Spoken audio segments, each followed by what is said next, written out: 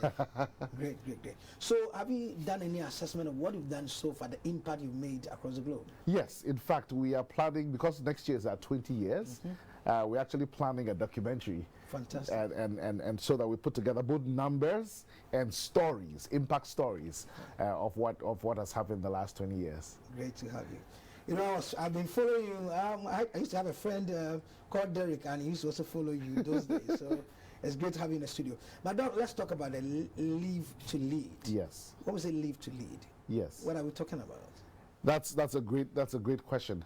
A lot of people ask themselves, what am I here for? Like, what is life about? Especially when a young person dies, or it's like a brain cry. What is it about? And we really believe that one of the purposes we are here, one of the purposes for which we are alive, is actually to lead. To lead means serving and influencing people towards a shared noble purpose. We are here to lead. Fantastic. Some of us will lead in a small way, some of us will lead in a big way, but whichever way we lead, we serve and influence people towards a certain objective or towards a certain goal. So we live to lead. Fantastic. And so for the last almost 10 years, John C. Maxwell, who is one of the world acclaimed leaders, many times voted as the world #1 leadership expert, has been organizing this Live to Lead conference. There are a number of certified John Maxwell coaches and trainers in Ghana.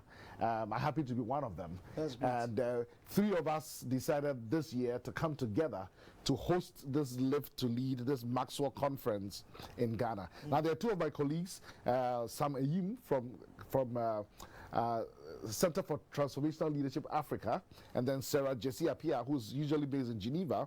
They've kind of combined to do this over the years for about 5 times. But this year I joined them. I used to organize this in Montreal in Canada, but I joined them this year to do it big in Ghana because, as you and I know, we have a leadership crisis. Yes. Good. So leadership crisis, looking at the time that we're in. Yes. It's very, very important to have a leader that can steer the affairs and to make sure that the turbulence that we're witnessing comes down. So how critical is leadership in this time of this global economic turbulence? Oh, wow. I mean, it is not, John Maxwell, our mentor, likes to say, everything rises and falls on leadership. And it may sound hyperbolic, but it's true. I mean, if an economy is good, it's because of leadership. Why is the world in turbulence right now? Largely, because of what happened with COVID, but also with Russia, Ukraine. It's a leadership issue. Yeah. If things are great in a country, it's because of great leadership. If things are not great in a church, it's because of bad leadership. If things are great in a family, it's because of great leadership. Everything rises and falls on leadership. Our own Professor Adair likes to put it another way. He says, everything else is effect. That's it. So whatever effect we are feeling, whatever effect we are feeling at GBC, the cause is leadership. Whatever effect they are feeling in my home, the cause is my leadership. So leadership is important all the time, but especially in times like these. And these days have been described by some as VUCA. VUCA being an acronym: volatile, what is the U? I even forget. Uncertain, C, complex, A is ambiguous. These are VUCA times. And so although leadership matters all the time, leadership is exceptionally important in VUCA times. And those are the times we are in, and that's why we find that this Live to Lead in particular is crucial, perhaps more than the other 8 years or so we have had it. Well, we're looking at Africa. One of the key things that I've read from John C. Maxwell is about integrity. Yes. Even in these times of storms, Yes. we need leadership of integrity. That's right. Why is leadership on your radar on this Live to Lead conference? Why is integrity on our radar this time? Let me answer the question with a bit of a story. Okay. So there is a chap who traveled from our part of the world and went to the Western world. He observed that when he needed a bottle of milk, there was a particular place he could go to and get milk. Now, what surprised him was that there was nobody standing there to give the milk. There was nobody guarding to see whether you're taking more than you should. There was nobody even there to take the money. You put your money there. This is a number of years ago, so it wasn't even automated. You put your money there, and you pick your bottle of milk and go back. And he was thinking back to the country he came from. I won't tell you whether it was Ghana or Nigeria or whatever. I won't tell you. But he was thinking back to the country he came from. And then he said, hey, if this had been put there in my country, not only would the milk be gone, the fridge and everything, everything will be carried away. Wow. But when he began to analyze, he realized the reason he's able to get the milk at an affordable price is because there's a certain price on integrity. Because if that society did not trust people, that people have the integrity to put the right money there and pick only what they paid for, etc., guess what? They have to put a guard there.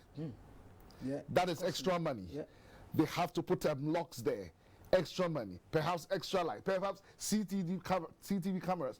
Do you realize how much the cost of one bottle of milk rises just because of a lack of integrity? And I think that is part of the hidden cost of doing business in Africa that many of us don't realize. That because of that lack of trust, that brokenness when it comes to keeping our word and all of that, we are paying for it in ways we do not know. Ways we do not know. Let's start it from the angle of a family, father at home. When there's lack of integrity in the house, what is the cost to the family? And then we come to the business space. You've talked about business space a lot. Oh my goodness. Then we come to the economy itself as Africa and Ghana. I don't know what it is about you, but you've made all my stories come out, this morning and this evening. Because again, I'm going to illustrate the cost of lack of integrity at home with a short illustration, a short anecdote.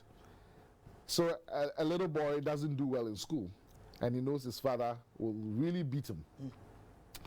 And so he goes and gives a report to his father and gives it to him with 10 Ghana cedis inside. Wow. I don't want to tell you that his father was a policeman. But see how it starts right from the home. When I don't have integrity, and the integrity is from the Latin root integritas. All right? It means whole or entire. Not half. All right, so we all did some math in school. We did integers, right? Integers are negative or positive whole numbers. The opposite of that will be fractions. Exactly. Right? Yeah. So if you are whole, you are an integer. If you are divided, you are fractionated. So that's the difference. So a father who has integrity, who he is at home is who he is at the workplace. You see him carrying his Bible not only on Sunday, but even on an ordinary day, because he is not divided, he is not fractionated, he has integrity. And that plays a big role in your wife or your husband or your spouse, whoever it is, respecting you. For children considering you as a role model. Last week I talked to a young man, 14-year-old, and he said, my father is my role model. Wow. How beautiful that is. And so when we don't have integrity, it compromises how we are able to ensure that there's discipline in our own home, because you're saying one thing and people don't know. So respect is compromised in the home when we don't have integrity. Discipline is compromised in the home when we don't have integrity. And we cannot correct others. In fact, I'm here talking about integrity, you're talking about integrity. We all can talk about integrity to the extent that we ourselves are integrous. Because where mine ends, another one's begin. I can't talk about the thing you do when I do that too. I can talk about the one I don't do. So when we don't have integrity, we do not have the moral right to be able to bring others to book. What? You don't want your child to say, you say your child don't drink, and the child says, Exactly. Yeah. So right from the home, that's where it starts. Are we entire? In the announcing stories, we used to have one of the stories, announce your pieball, announce your announce your, So some of us, we are like this at GBC, we are like this at, at home. When some people come and find us at church, worshiping, hey, is this the man? That is a lack of integrity, because we are not entire, we are not whole. And the thing is, sometimes we are really good in one area, but really horrible in another. Let me tell you a quick story. This man goes to a picnic with this woman, and they're having a good time, you know, and they're about to open the, let's say, KFC. They're about to open the fast food, whatever it is, papaya, whatever. And they realize, oh, the guy who gave them the food had put a whole bunch of money in the food. He thought that there was a bag he was keeping money in, and he had, so he said, oh, this is not right. Let's send this back. So the woman was surprised. Oh, this man too, chin chin doodle, you know. He said, no, this is not right. Let's send it back. That's right. So they went back to the shop and said, I think you made a mistake. This whole money back. The shop owner was so shocked. This doesn't happen anymore. Please hold on. Let me get my camera. Let me take a picture. This needs to come to the newspapers. This. And the guy said, oh, no, please. I'm sorry. The woman I'm with is not my wife. Ow. What happened? so you see, so sometimes we have integrity in a certain area of our lives, you know, but in another area. And so it's a journey, you know, but what is worrying right now is how even in the public space, even for public officials, there is such a throwing away of integrity. You know, that if I buy this product, I know that what is on the label is what is inside. You know, that when you elect a public official, they will do the job for which you elected them for. And they will not take money that is not theirs. You see, there's a Kwekwanansi spirit at work in this nation. And we don't realize, like I told you the story about the milk, that is costing us much more than we realize. Fantastic. Wow. We've seen, that's an amazing story. Great. So in the business space, especially let's look at the continent of Africa. Because integrity, like you said, elsewhere you see that I've had a privilege to travel to South Korea. Okay. You leave your phone there. You go and come back, the phone is there. Yeah. So if I'm a businessman or I operate in such an environment, how does that impact on what I do? Again, it impacts right to the bottom line in terms of, so now you're not hiring extra security and all of that, right? You know, but also in terms of the work environment, the trust, you know, the openness, all of that.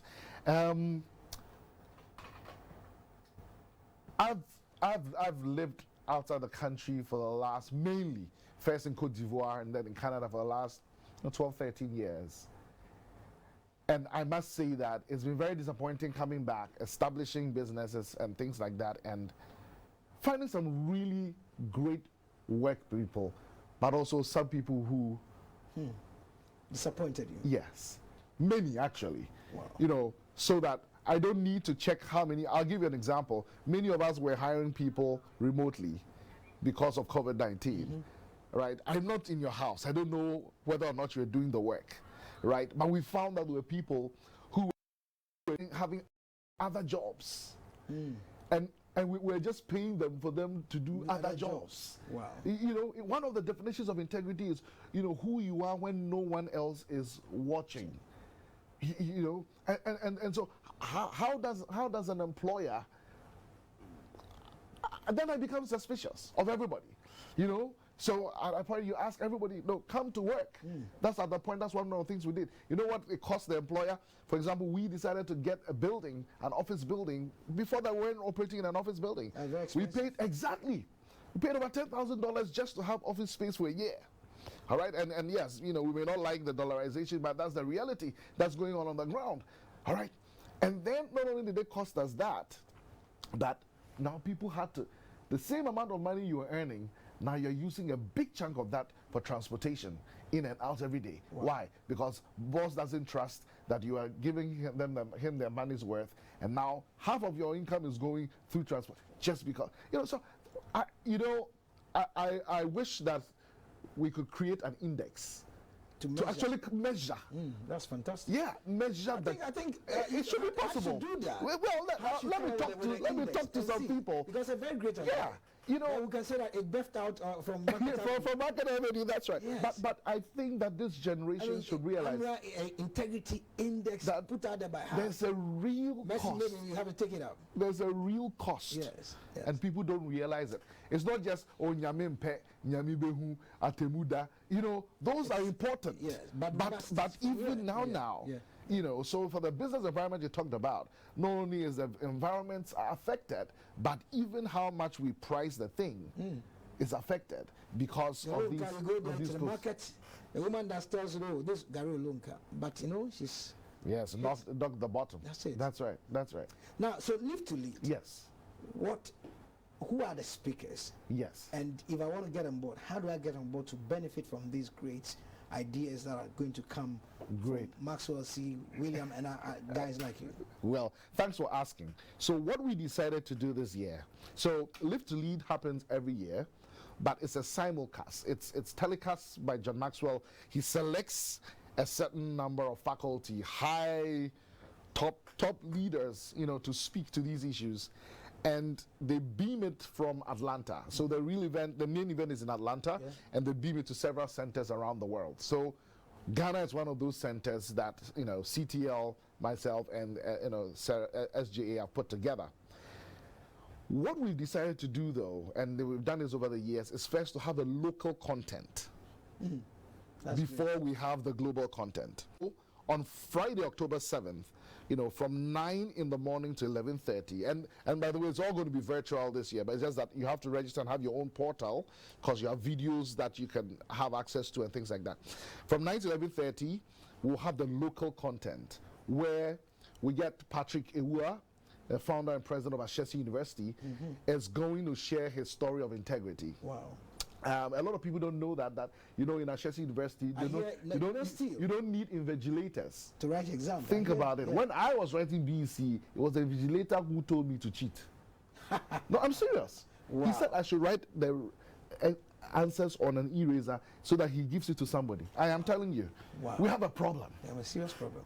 So he'll share his story about the Ashesi story, you know, and how he lives out integrity from the audience, you know, so that all of that will be about an hour. And then the next hour, we have a panel of people who will speak to the issues that Patrick raised and other integrity issues. So we have Uncle Ebo White, you know, from the arts, entertainment industry.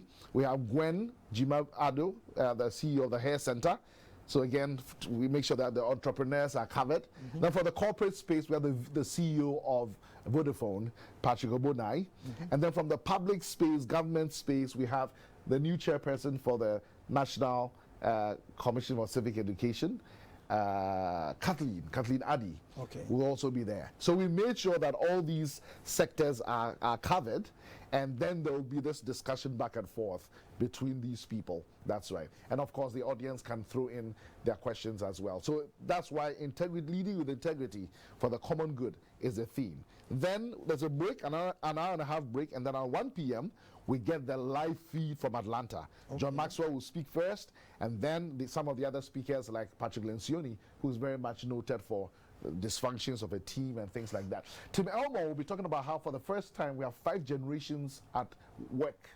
Wow. Yes. You know, my parents are over 70, they still work, right? So imagine there are 5 generations at work. How does that work? How is that a problem? It's almost like cross-cultural working because every generation is very different. So these are all things that will come up. Doris Keens Goodwin, who's a presidential historian, will be there as well. Oh, fantastic. Yeah, John Maxwell will interview her. She'll share some of the leadership principles she's learned from various presidents, you know, over the years. Wow. Yeah, so it promises to be fantastic.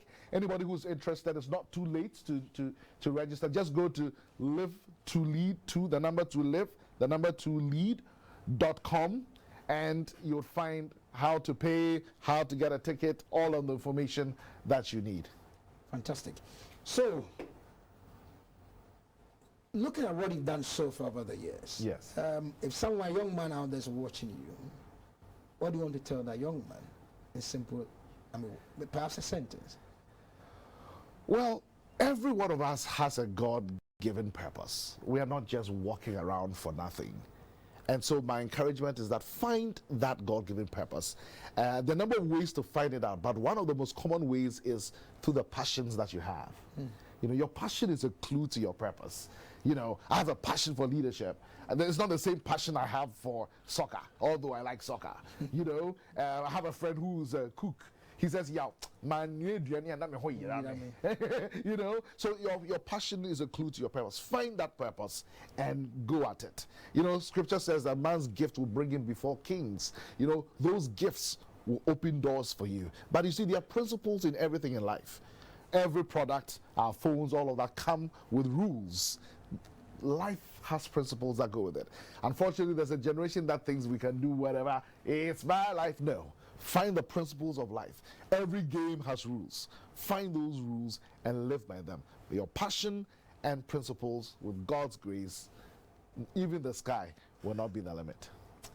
Thank you, Doc, for your time in the studio. Thank you so much for having us. Don't forget the integrity index. The integrity index. Yes. I think we need to work at it. Can I just thank Goldfields for being our lead sponsor, and a number of. Can I just say thank you to them? Unfortunately, my producer said my time. Oh man! I hope they don't come after me. That we couldn't. Don't worry. Next time. Sure. Great. Good. So this is how we wrap up Market Avenue today. My guest is Dr. Yaw Pebby, who is an emerging leadership speaker and is a CEO of Heart City of Ghana. It's a pleasure talking to you.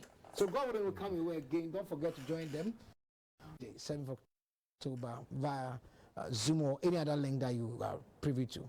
Have a blessed evening. Shalom.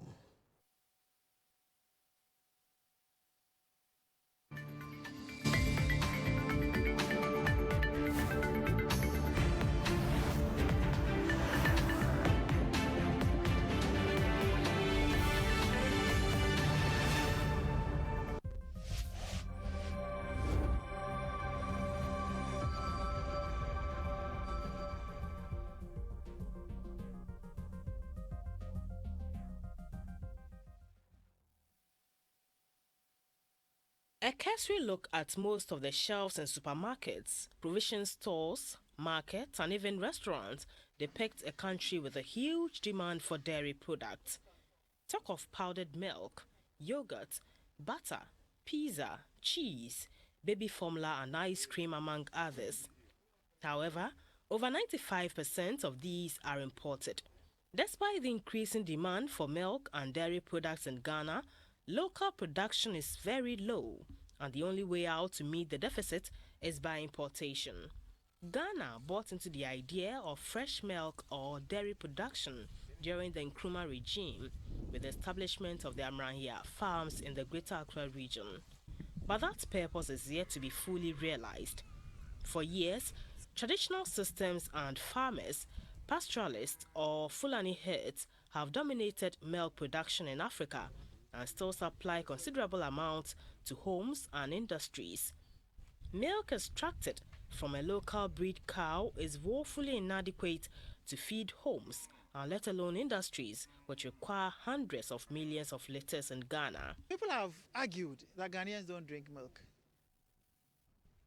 This argument is seriously flawed because although we don't drink fresh milk, we have an increasing population that have been elsewhere and have been exposed to fresh milk and are demanding fresh milk and are not getting.